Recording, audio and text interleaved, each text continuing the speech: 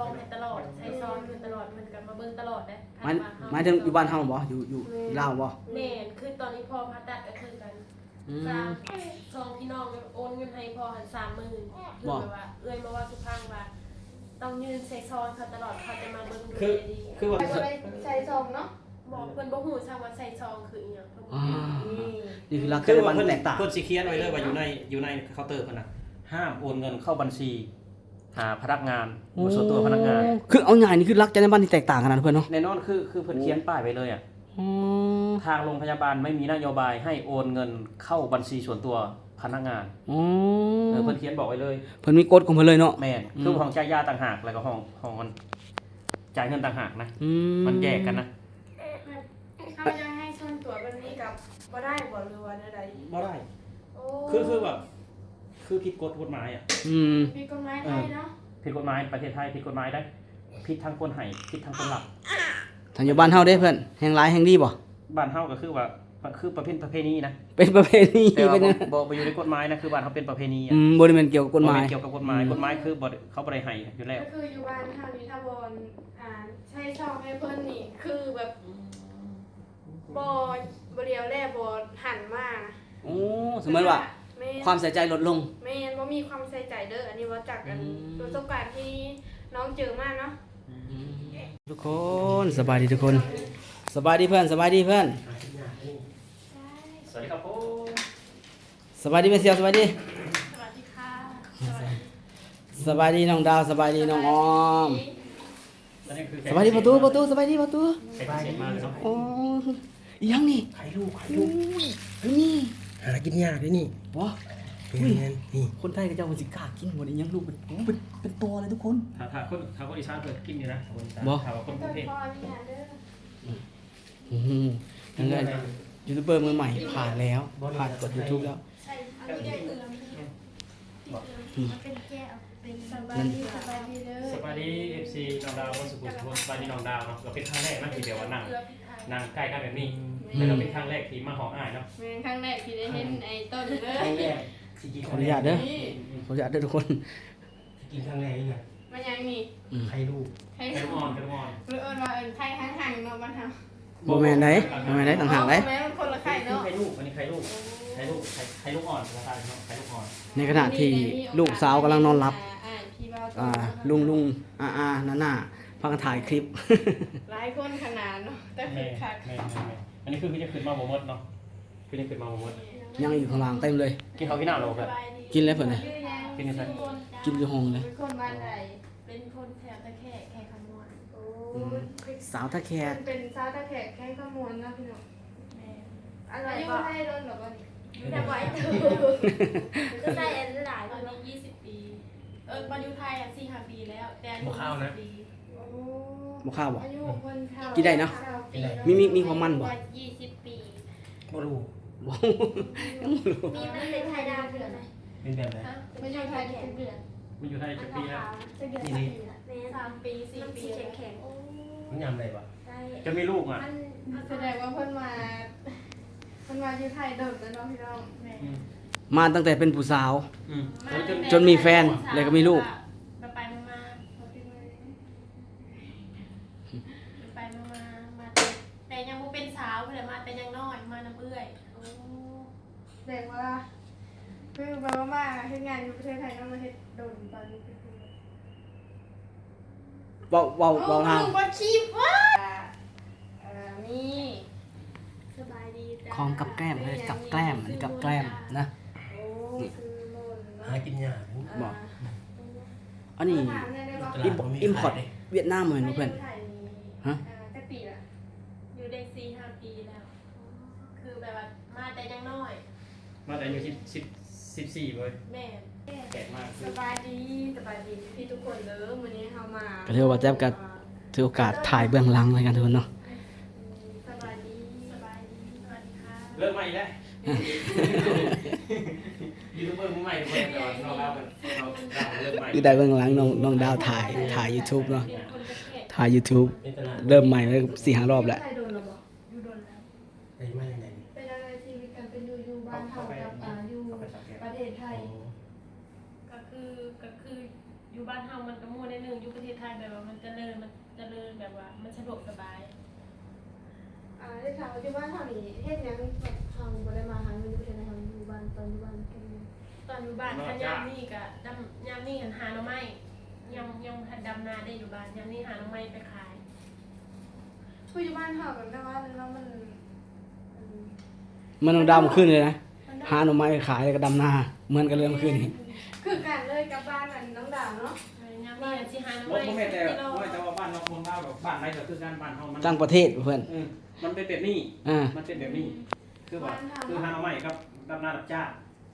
แม่มีแต่บ้านเฮามีแต่อันไปรับจ้างดำนาเนาะแม่รับจ้างดำนาแล้วก็ย่ามเกี่ยวข้าวกับรับจ้างเกี่ยวข้าวนั่นเป็นอะไรกันเมืองไทยเจริญบ่เจริญสุดๆแล้วเนาะ แม่ บ้านเมืองแบบความปลอดภัยก็คือที่หนึ่งแล้วเนาะ คือว่าความปลอดภัยอยู่บ้านเพิ่นก็คือว่าระดับแบบว่าสุดยอดนะ สุดยอดความปลอดภัยเลยเนาะอยู่บ้านกันเนาะ กล้องวงจรเป็นยังก็คือว่ามีทาง มี ใน ตลอด อยู่ในสวนอยู่ในพันร้อยก็คือมีกล้องวงจรน่ะบ้านเพิ่นน่ะ โอ้คือว่าบ้านทองนี่ก็คือแบบภาษาทองเองแบบนี้เนาะ เป็น ไปเราติดงานก็คือไปคนเดียว แม่ก็คือแบบว่าแฟนเฮ็ดงานก็คือเฮาหยุดงานมอนัดแต่ละเดือนเองครับ ก็ไปคนเดียวเป็นอะไรพอไทยใจดีป่ะ ถ้ารับที่เจอมาใจดีบริการดีแนะนำดี วันนี้เนาะวันมีแต่คนใจดีจ้ะเท่าจักว่าอย่าเบิ่งเบื้องหลังของเฮาว่าเฮา อันนี้มันเสมือนบรรยากาศโดยรวมนะเพื่อนเนาะ แม่ โดยรวมที่เขามาพอกันอยู่แล้ว ปกติมันก็แบบนี้ เพิ่มเติมแต่เขามีถ่ายคลิปผ่านซื้อในความจริงแล้วเขาก็มากันแบบนี้อยู่แล้ว เอาน้องกระทำแบบว่าแบบว่าคลอดลูกในประเทศไทยแพงบ่หรือเพื่อมื้อหน้าแบบว่าน้องแบบสิมีผัวแล้วก็สิมีคลอดอยู่ในประเทศไทยเลยเออ อย่าทำดิ บริเวณเพราะว่าบริเวณคอร์ดเอง อ่า ก็มา นั่นคือประสบการณ์จริงเพิ่นก็บอกตามจริงนะ ซื้อ เพิ่นบ่ได้รู้สึกเจ็บท้องเพราะว่าเพิ่นบ่ได้เบ่งคลอด แค่เรื่องสองวันนี้อยากถามว่าคลอดลูกที่ไทยค่าใช้จ่ายหลายป่ะ ก็ลายอยู่กับลายอยู่ ประมาณเท่าไหร่ ประมาณตอนพาคลอดทั้ง37,000 พาคลอดเราไม่ได้เกิดธรรมชาติ แม่พาคลอดเพราะว่าน้องตัวใหญ่แล้วก็น้องบ่กลับหัวเป็นทาก้นสินะคือน้องบ่กลับหัวก็เลยต้องได้พาตัวใหญ่พร้อม มันไม่ว่าท้องใหญ่นะ ช่องใหญ่ตัวใหญ่พ่อ ลูกอันตัวใหญ่ ตัวใหญ่ เอามาประเมินว่าเราคลอดธรรมชาติบ่ได้ต้องได้ผ่า บอกกับผัวแล้วเอาก้นเนาะปกติคนต้อง แต่ หัว ต อ อ อก น ไปบ่ ตอนคลอดแรกๆว่าสิคลอดธรรมชาติที่นี่ตอนได้ประมาณ8 เดือนหมอบอกว่าคลอดธรรมชาติบ่ได้เพราะว่าลูกบ่กลับหัวแล้วก็ตัวใหญ่พร้อมต้องได้ผ่า ประมาณจะโลที่ตอนออกมาเลย 3 โล 8 โอ้พี่น้อ เกือบ ง 4 โล 3 โล 8อีกท้องกำ4 กิโล อีกขีดครึ่งนะ4โลอ่ะ ตัวใหญ่แห้ง อีก 1.45 แล้วถ้าสมมุติเขามีน้องอีกครั้งต่อไปผ่าคลอดคือเก่าหรือ ผ่าได้3ครั้ง ต้องพยาบาลคุณใจดีกว่า เพิ่นใจดีเพิ่นให้กำลังใจตลอดเพิ่นว่าบ่ต้องย้านเพิ่นบอกว่าไม่ต้องกลัวนะเพิ่นมาบอกมันเพิ่นมาเบิ่งเฮาตลอดเด้ หมอไทยดีเนาะ เพื่อนให้กำลังใจตั้งแต่ใกล้ก่อนสิคลอดพี่นะตั้งแต่หูว่าสิผ่าพี่นะเพื่อนสิบอกว่าคุณแม่ไม่ต้องกังวลนะเพื่อนสิอันนี้คือยาพิเศษของหมอไทยนะยาเพื่อนก็ดีอยู่แล้ว แต่เพื่อนมีคำเว่าพิเศษอีกที่มอบให้เฮาแบบให้เฮาแบบมั่นใจในตัวเองอ่ะ ให้เขามีกำลังใจเนาะ แม่เพื่อนมียาพิเศษอีก อยากให้เขามั่นใจในตัวเพิ่นแบบอยากให้เขา แม่ สบายใจ แม่ เนาะ แม่ นี่ส่งพลังน้องส่งพลัง แต่ ธรรม คือ ดา ว่าเพื่อนมีคำเว่าพิเศษของเพื่อนอีกนะคือวันนี้แหละเพื่อนเฮียนมาเนาะบ่แม่นว่าสิการรักษานี่เพื่อนเฮียนเรื่องการรักษาแต่ว่าเพื่อนเฮียนวิธีเว้าอีกให้กำลังใจคนเจ็บคนป่วย หรือว่าให้กำลังใจญาติอีกนะนี่แหละคือว่าเก่งทุกอย่าง จรรยาบรรณของหมอเนาะ จรรยาบรรณของหมอคือเก่งทุกอย่างคือเพิ่นห้องเขาเด็กคุณพ่อคุณแม่ อันนี้คือต้องมันเป็นหน้าที่ของเพิ่นอยู่แล้วเนาะ แน่นอน หน้าที่ของเพิ่นอยู่แล้วเพราะว่าเพิ่นเป็นหมอหรือว่าพยาบาล เป็นหน้าที่ของเพิ่นตัวแม่นะเป็นหน้าที่ของเพิ่นแต่ว่าเพิ่นเพิ่มความเอาใจใส่เข้ามาอีก แม่ใจใส่ดีเนาะ คือผู้สาวคือกันเนาะทำสู้กับผู้สาวนี่ผู้สาวงามอยู่แล้ว แต่เพิ่มเสน่ห์ให้ตัวเองอีกเพิ่มเสน่ห์ให้ตัวเองอีกนะนี่แหละคือหมอไทยกับแบบนี้แหละคือเพิ่มจรรยาบรรณคือกัน เวลาเป็นยังไง คือหมอลาวคืออันนี้หันบ่เคยไปลงหมอลาวแต่เขื่อนแต่เกิดมาบ่เคยไป น้องดาวได้เคยไปบ่ ประสบการณ์ที่น้องดาวไปห้องหมออยู่ประเทศลาวเนาะเป็นมาเบาคือแบบว่าบางคนเป็นบางคนกับบริการดีบางคนกับแบบว่าหน้าบึ้งใส่เฮาแบบบ่อยากรักษาเฮาแบบนี้คือแบบต้องบ่ได้บ่ ต้องมีซองบ่หรือยังไง แม่นต้องมีซองให้เพิ่นจึงสิดูแลเฮาถ้าบ่มีซองก็คือแบบว่า ปัจจัยนโยมประมาณนี้บ่ มีแต่ว่าหอดเวลาใส่ยาก็คือมาใส่ยาหายแล้วก็ไปบ่ได้เว้าหยัง บ่ได้มีกำลังใจดี แม่นบ่มี ๆโอ้นอนความบึ้งตึง ด้วยความที่แบบว่าเฮาเป็นไข้เลือดออกเนาะเป็นไข้เลือดออกแล้วบัดนี้มันออกตามผิวหนังเนาะ อ๋อ ตอนนั้นน้องดาวเป็นไข้เลือดออกตามผิวหนังตามแก้วตามตัวนี่มันออกก็มันก็ถือว่าแห้งสุดๆเลยเนาะเกือบได้ว่าเกือบตุยอ่ะ เกือบเอาชีวิตบ่รอดอ่ะ แม่นเกือบเอาชีวิตบ่รอดเลยน้องดาว ว้าวว้าวตื่นแล้วลูกสาวตื่นแล้วน้องเมษาตื่นแล้วทุกคน แม่แม่จะอะไรกับ นะอ่า อันนี้เท่าที่ว่าตอนนั้นพอผ่าตัดก็คือกันแบบว่าต้องมันได้ดีเพราะว่าเขายืนซองให้ตลอดใช้ซองอยู่ตลอดมันก็มาเบิ่งตลอดเด้ หมายถึงอยู่บ้านเฮาบ่อยู่ลาวบ่ แม่นคือตอนนี้พอผ่าตัดก็คือกัน อืม ซองพี่น้องโอนเงินให้พ่อหัน30,000คือแบบว่าเอ้ยมาว่าทุกครั้งว่าต้องยืนใส่ซองเขาตลอดเขาจะมาเบิ่งดู คือ ดี คือว่าต้องเข้าใจนะ แล้วแม่เสียไปนี่ยืนใส่ซองอีกบ่ไปอยู่ไทยนี่ คือแบบว่าค่อยหันอยู่ไทยแต่แบบโอนเงินเมื่อบ้าน บ่ได้ตอนนั้นแม่เสียไปผ่าคลอดเลย ไทยบ่มีบ่มี คือ ใส่ซองเนาะ บอกเพิ่นบ่ฮู้ซ้ำว่าใส่ซองคืออีหยังเพิ่นบ่ อ่า ฮู้ นี่คือหลัก คือ จรร ว่าย าบรรณ เพิ่น แตกต่าง เพิ่นสิเขียนไว้เลยว่าอยู่ในเคาน์เตอร์เพิ่นน่ะห้ามโอนเงินเข้าบัญชีหาพนักงานส่วนตัวพนักงาน คือเอาง่ายนี่คือหลักจรรยาบรรณที่แตกต่างกันนะเพื่อนเนาะ แน่นอนคือเพิ่นเขียนป้ายไว้เลยอ่ะ อ๋อ ทางโรงพยาบาลไม่มีนโยบายให้โอนเงินเข้าบัญชีส่วนตัวพนักงาน อ๋อ เพิ่นเขียนบอกไว้เลย เพิ่นมีกฎของเพิ่นเลยเนาะ แม่นคือห้องจ่ายยาต่างหากแล้วก็ห้องมันจ่ายเงินต่างหากนะ อื มันแยกกันนะ เขายังให้ส่วนตัวแบบนี้กับบ่ได้บ่หรือว่าใด บ่ได้ ๆโอ้ คือแบบคือผิดกฎหมายอ่ะ อืม มีกฎหมายไทยเนาะ ผิดกฎหมายประเทศไทยผิดกฎหมายได้ผิดทางคนให้ผิดทางคนหลับ ทางอยู่บ้านเฮาเด้เพื่อนแห่งหลายแห่งดีบ่ บ้านเฮาก็คือว่าคือประเพณีนะ เป็นประเพณี แต่ว่า เป็น บ่อยู่ในกฎหมายนะคือบ้านเฮาเป็นประเพณีอ่ะ บ่ได้แม่นเกี่ยวกับกฎหมาย บ่แนเกี่ยวกับกฎหมายกฎหมายคือบ่ได้เขาบ่ได้ให้อยู่แล้ว ก็คืออยู่บ้านเฮานี่ถ้าบ่ใช้ซองให้เพิ่นนี่คือแบบบ่เลียวแลบ่หันมานะ โอ้สมมุติว่า แม่น ความใส่ใจลดลง แม่นบ่มีความใส่ใจเด้ออันนี้ว่าจากกันประสบการณ์ที่น้องเจอมาเนาะตอนนั้นน่ะแบบคือแบบใส่สายใส่เข็มใส่หยังแบบนี้นะใส่มาทั้งสองเบื้องแล้วบัดนี้ข้างนี้เส้นแตกตอนแรกเราถามว่าเจ็บบ่เขาตอบว่าเจ็บแล้วคือเราว่าน้ำหอมเลยได้ เหนื่อย เราด่าเฮา ฮะ เราด่าเฮาแบบว่า อยู่ แห้งไง อยู่แถวบ้านห้องหมอแถวบ้านน้องเลยบ่รู้ว่าแถวทำสวรรค์พี่ ในตัวเมืองไง ตรงเมืองเลยโอ้ คือว่ามี เฮาไข้แห้งเนาะแบบเป็นแห้งสุดๆเฮาจนไปหาหมอ อ่าแม่น เขาอยากให้ไปอยากไปอยาก ส่วนหลายคนลาวเป็นนั่นแหละจนจะสุดๆจะไปหา คือมีน้องคนหนึงมาโทรมาปรึกษาคนตาแขกเนี่ยนะมาโทรมาปรึกษาว่าอ้ายว่าถ้าว่าอยากเอาคนป่วยมาโรงพยาบาลอยู่นครพนมมาได้บ่เฮ็ดบัตรขาวหรือว่าเฮ็ดพาสปอร์ตเฮ็ดพาสปอร์ตคนมันสิไปแล้วคนน่ะ อ่า เพิ่นสิให้พาสปอร์ตก็เป็นอาทิตย์2อาทิตย์บ่ล่ะ อ๋อ ข้อยก็เลยแนะนำไปว่าเฮ็ดบัตรชั่วคราวมาเพิ่นนโยบายให้ดอกเพราะว่าคนมันป่วยแล้ว อ๋อ ตอนเข้าอยู่โรงพยาบาลอยู่อำเภอบ้านเพิ่นน่ะหมอบอกว่าเจ้าสิไปรักษาอยู่ไส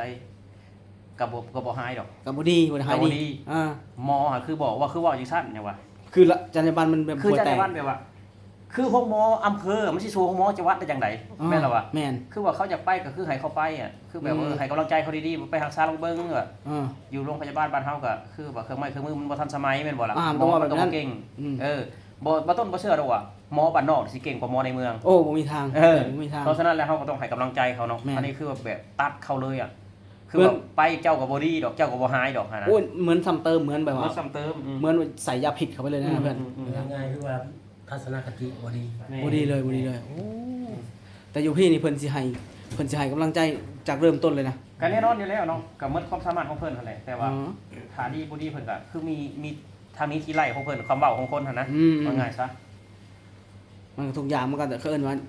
กำลังใจเป็นสิ่งสำคัญอยู่แล้วถ้าเกิดว่า แม่น มันบ่หาจริงๆมันก็สุดความสามารถเพิ่นก็ต้องว่า ก็ไปให้มันความสามารถของญาติพี่น้องเขาหนละ แม่น สุดท้ายเขาก็สิเอามานครพนมคือเก่า อืม นครพนมหรือว่าขอนแก่นประมาณนี้ อ๋อ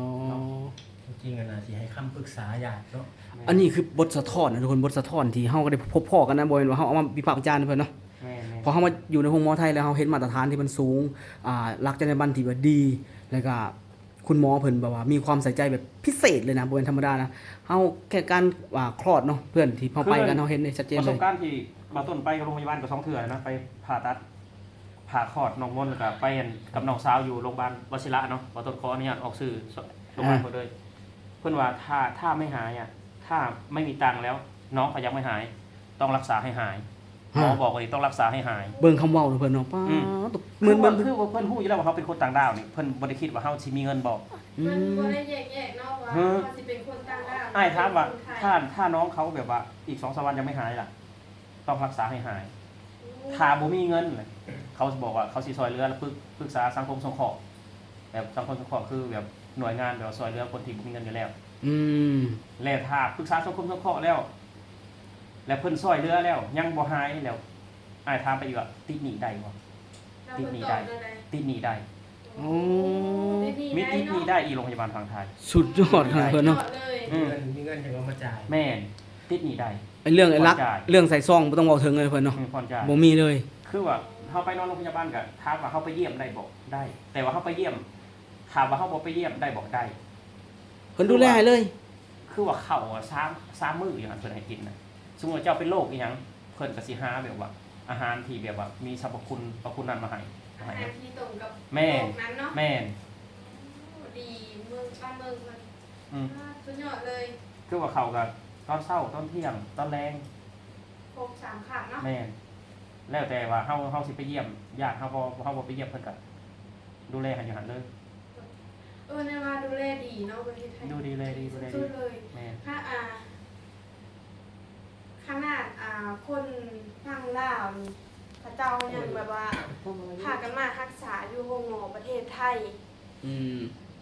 ด้วยความที่ว่าเพิ่นบริการดีเพิ่นบ่แยกแยะว่าสิเฮาสิเป็นคนประเภทใด อืม ประเทศใด เพิ่นบ่เคยแยกแยะเลยคือว่าดีอันนี้เคยผ่านเมทัลมาเพราะว่ามาใช้เลือดแบบเราเป็นโรคอะไรใช้เลือดนี่แล้วก็โอ้ดูแลดีขนาดแบบบ่ขาดสายตานะ อืมปัจจุบันเฮาต้องท่านมีซองดูแลดีจักหน่อยแม่นบ่ เดี๋ยวอยู่บ้านเฮาน่ะต้องได้ไปนำอะไร อ่า มีอาการหยังด่วนๆคือต้องแล่นหาหมอแบบว่าโอ้ หายได้หั่นน่ะมีหายเลย แล่นหายนำ อืม อันนี้อันเข้าไปคืออ้ายไปผ่าคลอดออกมนเนาะมื้อหนึงหมอมาบ่ต่ำกว่า10คนน่ะมาถามอาการน่ะหมอก็บ่ได้มีคนอายุหลายเด้20กว่าปี23 24ปี มาถามตลอด มียังก็กดปุ่มเดียว กดปุ่มแบบว่ามีปุ่มฉุกเฉินอยู่ในหัวเตียงเด้ในหัวที่นอนเฮาถ้าว่าเฮาอีหยังก็เฮาก็แบบเจ็บแฮงครับปวดแผลไปหยังก็กดเพิ่นเรียกเพิ่น ถ้าบ่กดก็เพิ่นก็สิมาเบิ่งเฮาตลอด แล้วก็มีคนอายุแก่คนหนึงนะมาสอนวิธีอุ้มเด็กมาหยังมาสอนมาถามมาหยังเฮาคือว่าเป็นแม่ผู้ที่สอนนะอยู่หั่นว่าง่ายซะ อืม มาสอนเรื่องอุ้มเด็ก แล้วก็เรื่องแบบว่าเข้าเต้าสินะ โอ้เรื่องแบบว่าดูแลเนาะดูแลเด็กน้อยอาบน้ำหรือว่าต้องนมหรือว่ามันมีเนาะ เรื่องอาบน้ำหันเพิ่นตอบเพราะว่าข่อยหันเจ็บแผลเพิ่นสิสอนพ่อเพิ่นให้อาบน้ำแต่ว่าแม่นแต่ว่าคุณหมอนั่นที่ว่ามาสอนอาบน้ำแล้วยังเพิ่นสิสอนข่อยเป็นเรื่องเข้าเต้าให้ลูกเข้าเต้าดูนมเพราะว่าพาคลอดแล้วนมมันสิมาซ่าสิได้ อืม ถ้าพอธรรมชาติมันสิมาหลายบ่ต่างกันแบบใด มันสิต่างแล้วเพราะว่ามันถอดมือมันได้ดิแบบขอธรรมศาสตร์นะมันกระบวนการของมันก็สิพร้อมกันมันสิปฏิกิริยามันสิพร้อมกันเลย อันนี้คือว่าเขากำหนดว่าผ่ามื้อนั้นมื้อนี้ แต่ว่าสิ่งส่วนอื่นมันยังบ่ได้พร้อมมันนะว่าอย่างนั้น อ๋อ อะไรลูก นี่ อะไร ไม่ลอง อันนี้คือแบบว่าเป็นการมาพบพอกันอะไรกับถามไทยนะทุกคนถามไทยเกี่ยวกับเรื่องโรงพยาบาลทั้งประสบการณ์พร้อมนะทั้งอยู่ทั้งฝั่งไทยฝั่งลาวพร้อมเนี่ยที่เราไปผ่านกันมานะทุกคนบ่ได้เอามาว่าเปรียบเทียบหรือนินทาเฮาเว้าสู่กันฟังนะเพื่อนเนาะ แม่ สำหรับคลิปวิดีโอนี้บ่แจ๊บก็ฝากไว้สำหรับทุกคนเนาะก็ลาทุกคนไปก่อนสวัสดีครับผมสบายทุกคน